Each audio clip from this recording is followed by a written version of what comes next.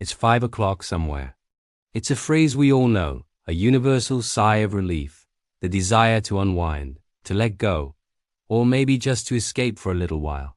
Alcohol has always had a complicated, tangled place in our lives. It's a source of comfort and a cause of destruction. It bonds us together and it tears us apart. It's for celebration and it's for numbing the pain. Around the world, the meaning and the risks of alcohol look incredibly different. Some nations drink for tradition, others for celebration. Some drink because of the cold climate and some drink simply because that's the way it's always been. Today, we're going to explore the top 10 countries that consume the most alcohol. But this isn't about judgment, it's about understanding. Why do these cultures drink so much? How does it shape their society and their mental health? And most importantly, what can we learn from their stories? Let's begin. Kicking off our list at number 10 is Slovenia, a small, absolutely stunning nation in southeastern Europe. Here, the average person drinks nearly 2.5 times the global average. Slovenia is what experts call a wet culture. Alcohol isn't just a beverage. It's the glue that holds social life together. Weddings, holidays, business meetings, you name it, a drink is probably involved. But beneath this festive surface, there's a darker reality. Alcohol is a factor in 2 deaths every single day in Slovenia. Drunk driving claims around 75 lives each year. What's even more troubling is the data on young people. Over half of 17-year-olds report having been drunk at least twice. Here, drinking is often deeply intertwined with mental health struggles, especially depression and suicide. But Slovenia is fighting back. In 2003, they passed a major national alcohol policy. A huge step that shows even long-standing cultural habits can change with consistent effort and education. Their journey is a powerful reminder that cultural norms are not destiny. Next at number 9 is Bulgaria. Bulgaria's winemaking history goes back thousands of years. Local wines and raker, a fruit brandy loved across the Balkans, are more than just drinks. They're a part of the national identity, a source of pride. Drinking is central to family gatherings and holidays. But this high consumption comes at a cost, fueling public health concerns and worsening issues like anxiety and depression. In response, the Bulgarian government has taken real action, like restricting sale hours and increasing public health messaging. The Bulgarian story teaches us that even when alcohol feels like it's part of a nation's soul, change is possible through open conversation and education. At number 8, we find France, the global capital of wine, fine dining, and that famous joie de vivre, the joy of living. But behind the elegance is a complex relationship with alcohol. The French drink on 132 days a year, far more than the global average. A third of adults struggle with problematic drinking, and the country loses a significant number of life years to alcohol. It's a strange paradox because France also has a high life expectancy. French culture, rooted in legendary wine regions like Bordeaux and Burgundy, actually emphasizes moderation, not excess. And there's good news. Youth drinking has dropped significantly.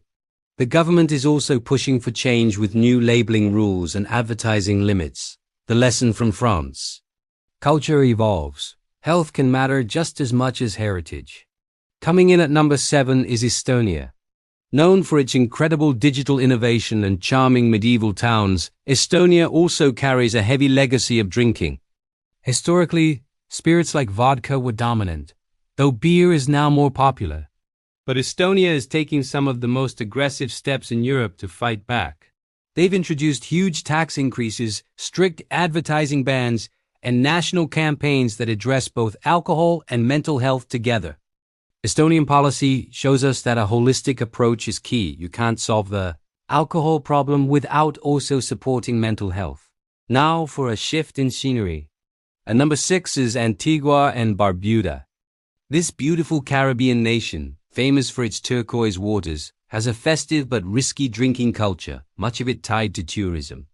Rum, a symbol of colonial history and cultural resilience, is the drink of choice. But the high consumption rates have raised serious public health concerns. In response, communities are promoting education, counseling, and more alcohol-free activities that celebrate the island's natural beauty, moving the focus beyond the nightlife. It's a great reminder that fun doesn't have to depend on alcohol. Culture and community can be even more fulfilling. At number 5, we have Austria. Austria's drinking culture is deeply traditional and charming. Local wine taverns called Heurigen are community hubs where people gather to talk, share stories, and relax. Beer and wine are central to social life. Yet, Austria also takes moderation very seriously. Public campaigns encourage responsible drinking, and national guidelines even recommend having alcohol-free days each week. The Austrian takeaway is powerful. A country can celebrate alcohol as part of its heritage, while still championing health, boundaries, and moderation. Breaking into the top 4 is Lithuania. Lithuania's relationship with alcohol is steeped in tradition, from home-brewed beer to ancient mead. But high consumption rates have led to profound national health challenges. So, Lithuania responded decisively with some of the strongest alcohol regulations in Europe. They implemented high taxes, limited sales hours, and banned advertising. The result? A measurable drop in alcohol-related harm. Lithuania's story proves that strong laws, combined with strong community engagement, can radically shift the nation's habits in just a decade. At number 3, we arrive in Czechia, or the Czech Republic. Few countries are as famous for their beer. They consume an incredible 160 liters of beer per person annually, more than Germany, Ireland, or Belgium. But this love for beer comes with some alarming statistics. They have some of the highest rates of underage drinking in Europe. Nearly 1 in 10 adults drinks daily, and 1.5 million adults drink at a hazardous level. In response, the government is exploring higher taxes and better public health strategies. Czechia's lesson is clear. Even countries with the strongest drinking identities must confront the consequences head-on. Our runner-up at number 2 is Latvia. Like its neighbors, Latvia's festivals and long Baltic winters contribute to a strong drinking culture. But it is also seeing deeply concerning levels of alcohol-related harm.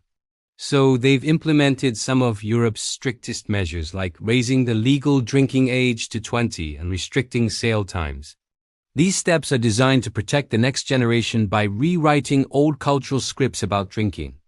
And at number 1, the country that drinks the most alcohol per capita is the Cook Islands. It's an unexpected result. This stunning Pacific paradise has a culture where drinking is deeply intertwined with community gatherings and ceremonies. While alcohol helps bond people, the high consumption rates are a serious concern, especially for a small island nation with limited medical resources. The government is working to find a balance between tourism, community health, and regulation. The Cook Islands show us that even the most idyllic places face real-world challenges. Acknowledging them is the first step toward healing. So where does a country like the United States fit in? The US actually ranks 35th with a per capita consumption that's lower than many on this list. But here's the paradox. America has higher rates of alcohol abuse. Around 15 million Americans live with an alcohol use disorder. Cultural stress, isolation, and easy availability often make the problem worse.